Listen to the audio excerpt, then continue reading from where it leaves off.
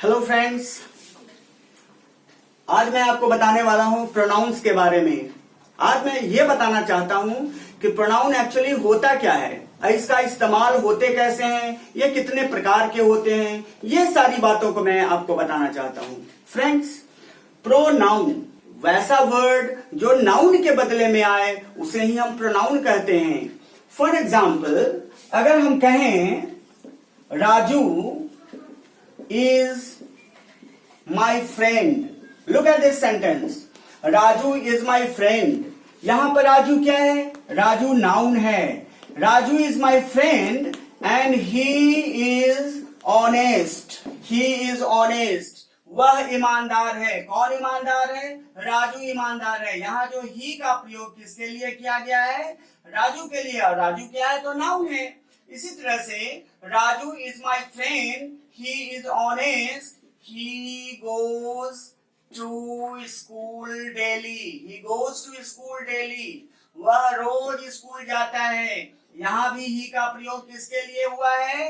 ये राजू के लिए ही हुआ है। मतलब यहाँ की ही प्रोनाउन है, यहाँ भी ही प्रोनाउन है।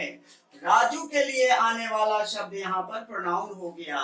मतलब जब हम अंग्रेजी बोलते हैं, लिखते हैं, उसमें हम कभी कभी तो नाउन का इस्तेमाल करते हैं, लेकिन जरूरत के आधार पर कभी कभी हम प्रोनाउन का इस्तेमाल करते हैं। लेकिन वो जरूरत है क्या?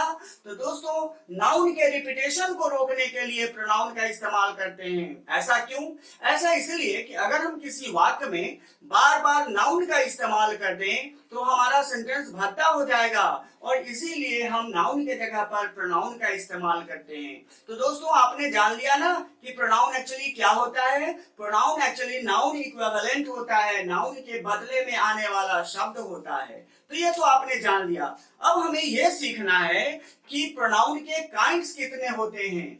Friends, there are 10 kinds of pronouns that we use in English. दोस्तों, 10 प्रकार के प्रोनाउन होते हैं। 10 काइंड्स, प्रोनाउन के 10 प्रकार होते हैं जिसका इस्तेमाल हम अपने डे टू डे लाइफ में करते हैं, अंग्रेजी बोलने में करते हैं, अंग्रेजी में लिखने में करते हैं। ये एवं कॉम्पिटिटिव एग्जाम्स में प्रोनाउन से संबंधित बहुत सारे प्रश्न पूछे जाते हैं। लेकिन दोस्तों, इतना ध्यान रखिए कि अगर आप मेरा ये वीडियो ध्यान से देखेंगे, समझेंगे, मेरे सारे वीडियोज को समझते रहेंगे, तो मैं आपको गारंटी देता हूं कि आपको कॉम्पिटिटिव एग्जाम्स हो या अंग्रेजी बोलना हो, लिखना हो, कहीं भी आपको कोई प्रॉब्लम्स महसूस नहीं होगी। तो चलिए देखते हैं ये 10 प्रकार के प्रोनाउन हैं कौन कौन।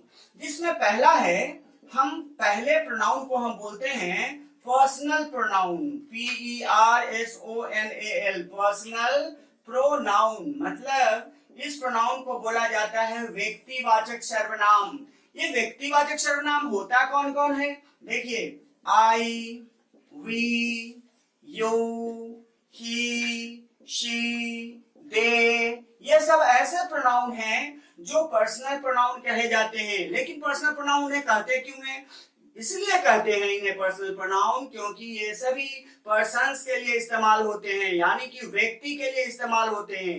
ये प्रोनाउंस वस्तु के लिए कभी इस्तेमाल नहीं होते। फॉर एग्जाम्पल, हम कभी नहीं कह सकते I am a chair, I am a table, I am a bench, I am a pen। लेकिन हम कह सकते हैं I am a teacher, I am a doctor, I am honest। यहाँ पर I पर्सनल प्रोनाउन है क्योंकि ये व्यक्ति के लिए प्रयोग हुआ। तो दोस्तों, आपने जान लिया ना, पर्सनल प्रोनाउन उसे कहते हैं जो व्यक्ति के लिए प्रयोग होते हैं। अब चलिए दूसरा प्रोनाउन देखते हैं। दूसरा प्रोनाउन है रिफ्लेक्सिव प्रोनाउन। रिफ्लेक्सिव प्रोनाउन, यह एक ऐसा प्रोनाउन है जो किसी काम को करने वाला एवं उसका फल भोगने वाला स्वयं होने का बोध कराता है। जैसे ध्यान दीजिएगा, अगर हम बोले कि I teach my self, I teach my self, मैं अपने आप को पढ़ाता हूं। अगर मैं ये सेंटेंस बोलूं आई टीच माई सेल्फ, मैं अपने आप को पढ़ाता हूं। अगर मैं बोलूं आई टीच राजू, तो इसका अर्थ हुआ मैं राजू को पढ़ाता हूं। यहाँ पर आई सब्जेक्ट हो गया और यहाँ टीच वर्ब हो गया और राजू क्या हो गया? ऑब्जेक्ट हो गया। मतलब यहाँ राजू ऑब्जेक्ट है। इसी तरह से यहाँ माई सेल्फ ऑब्जेक्ट है। जब मैं पढ़ाता हूँ तो उसका फल भी मुझे ही मिलता है। तो ये राजू तो नाउन है, ये आप जानते हैं, लेकिन यहाँ जो माई सेल्फ है यह क्या हुआ, यह रिफ्लेक्सिव प्रोनाउन हुआ। क्यों रिफ्लेक्सिव प्रोनाउन हुआ, क्योंकि जब मैं कोई कार्य करता हूं तो इस कार्य का फल मुझे ही मिलता है, इसीलिए यहाँ पर ऐसे प्रोनाउंस को हम रिफ्लेक्सिव प्रोनाउन कहते हैं। तो दोस्तों आपने जान लिया कि रिफ्लेक्सिव प्रोनाउन क्या क्या है, कौन कौन है और कौन है। Myself, ourself, yourself, yourself, himself, herself, themself, ये सभी रिफ्लेक्सिव प्रोनाउंस हैं। दोस्तों एक बहुत ही इंपॉर्टेंट बात है जो रिफ्लेक्सिव प्रोनाउन से संबंधित है, जो हमें सीखना चाहिए, जानना चाहिए, और हम सभी इंग्लिश के लर्नर्स को इस बात की ज्ञान होनी चाहिए। दोस्तों माई में हम सेल्फ जोड़ दिए तो हमारे पास बन गया माई सेल्फ, और आवर में हम सेल्फ्स जोड़े तो बन गया आवर सेल्फ्स। ध्यान दीजिएगा इस बात को, बहुत ही इंपॉर्टेंट बात है, आवर सेल्फ्स। अब आप एक प्रश्न पूछ सकते हैं कि यहाँ मैंने माई में सेल्फ जोड़ा लेकिन यहाँ सेल्फ्स क्यों जोड़ा। ऐसा इसलिए कि माई पॉसेसिव एडजेक्टिव है और पॉसेसिव एडजेक्टिव में जनरली सेल्फ और सेल्फ्स लगाने से वो रिफ्लेक्सिव प्रोनाउन बनता है। लेकिन सवाल उठता है कि कहाँ हम सेल्फ लगाते हैं, कहाँ सेल्फ्स लगाते हैं। तो जब सिंगुलर पॉसेसिव एडजेक्टिव हो तो उसमें सेल्फ लगता है, और प्लुरल आवर, प्लुरल है, आवर कहने से बोध होता है हम लोगों का, और ये प्लुरल है इसीलिए यहाँ पर सेल्फ्स का प्रयोग हुआ। ठीक इसी तरह से देखिए योर में सेल्फ जुड़ता है तो बनता है योर सेल्फ, लेकिन हम योर में सेल्फ भी जोड़ते हैं, योर सेल्फ्स, और ये बन जाता है योर सेल्फ्स। दोस्तों ऐसा क्यों, ऐसा इसीलिए कि योर सिंगुलर के लिए भी प्रयोग होता है, प्लुरल के लिए भी प्रयोग होता है, और यही कारण है कि सेल्फ सेल्फ्स भी होता है, सेल्फ भी जुड़ता है, सेल्फ भी जुड़ता है, योर सेल्फ भी होता है, योर सेल्फ्स भी होता है। टेक सम मोर एग्जांपल्स, कुछ और एग्जांपल्स लेते हैं। जैसे देखिए यहाँ हिम, हिम पॉसेसिव एडजेक्टिव नहीं है, हिम एक प्रोनाउन है, और हिम ऑब्जेक्ट प्रोनाउन है, इसको ऑब्जेक्टिव प्रोनाउन भी कहते हैं। हिम में हम अगर सेल्फ जोड़ें तो ये बन जाएगा हिम सेल्फ। और यहाँ ध्यान देने वाली एक बहुत ही इंपॉर्टेंट बात है दोस्तों, हिज सेल्फ नहीं होता है, don't say his self, his self कोई वर्ड नहीं है, हिम सेल्फ होता है, और हिम सिंगुलर का बोध कराता है इसीलिए इसमें सेल्फ जुटा और हिम सेल्फ हो गया। इसी तरह से देखिए हर में भी हम सेल्फ जोड़ते हैं और ये बन गया हर सेल्फ। ठीक इसी तरह से देखिए हर्ष सेल्फ, हर्ष सेल्फ नहीं होता है, ध्यान देने वाली बात है, हर सेल्फ होता है, हर्ष सेल्फ नहीं होता है, ये हमेशा याद रखिएगा। फिर देखिएगा देम में यहाँ सेल्फ जोड़ेंगे, सेल्फ नहीं जोड़ेंगे। ऐसा क्यों, क्योंकि देम प्लुरल है, प्लुरल होने का बोध कराता है, इसीलिए इसमें सेल्फ जुटेगा और ये बन जाएगा themselves, themselves. Take another example, one, one भी कभी कभी प्रोनाउन का काम करता है, इंडेफिनिट प्रोनाउन है, और वन में हमेशा सेल्फ जुटता है, वन में सेल्फ कभी नहीं जुटता, और ये बन जाता है वन सेल्फ। तो दोस्तों इस तरह से आपने रिफ्लेक्सिव प्रोनाउन के फॉर्म्स तो समझ लिए।